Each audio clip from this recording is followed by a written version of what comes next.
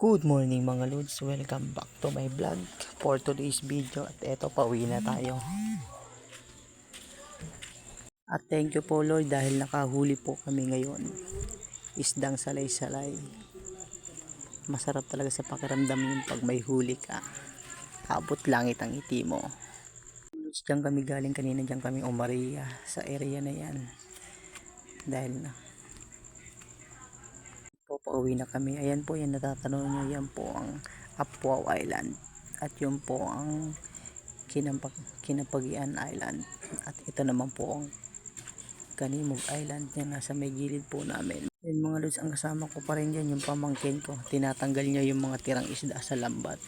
Dahil hindi na namin tinanggal na, madali na kami para makauwi agad. At para maibenta na ang isda. Po pag medyo natanghalian na ho kami, medyo bababa na ang presyo ng isda.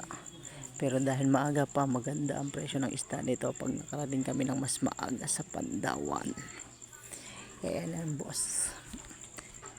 Napapansin nyo mga lods, andito kami sa kabila ng bundok ng Kanimog Island. Iikot pa kami sa kabila na yan para makarating kami doon sa lugar namin sa Mercedes. Kaya medyo malayo-layo pang takbuhin ito. Pero okay lang yan, maaga pa naman. Kaya abot na abot pa sa presyo ng isda. At thank you na rin po Lord dahil po nakahuli po kami. Dahil may pambigas-bigas na kami. Dahil bago man lang lumakas, may pampondo na kami. Kasi sabi raw sa balita, may parating na naman na bagyo. Kaya medyo safe na ang aming pang-araw-araw dahil may pondo na kahit papano. Bukas baka sakaling makalaot pa pagkalmado pa, sana makahuli ulit. Ayan mga lod, sobrang ganda ng dagat ngayon, maliwalas, napakakalmada at napakaganda ng sikat ng araw.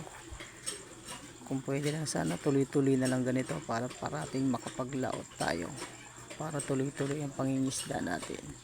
Pero hindi rin kasi alam nyo naman sa panahon ngayon, pag ganitong magbubuhanin ng magdi-December, kadalasan na talaga lumalakas na ang panahon.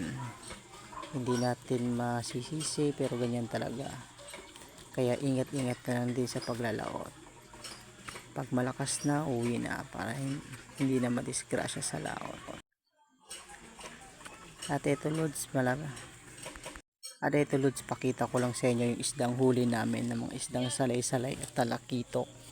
Ayan, napakaganda, ang dami. Yun, magandang presyo yan.